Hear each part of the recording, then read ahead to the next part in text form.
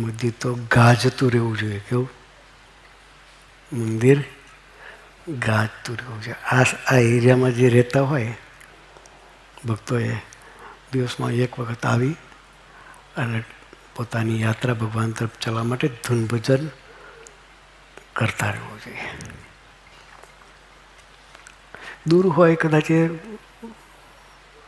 વંશના વીક આવે ચાલે, પણ જે નજીક છે એ લોકો જેટલું મેક્ઝિમમ સવારે જોબ પર જતાં પહેલાં દર્શન કરીને જઈએ, રાતે ઘેરે સુવા જઈએ પહેલાં અડધો કલાક ઠાકોરજીના દર્શન કરવા. દિવસમાં 2 વખત આરતી થવાની.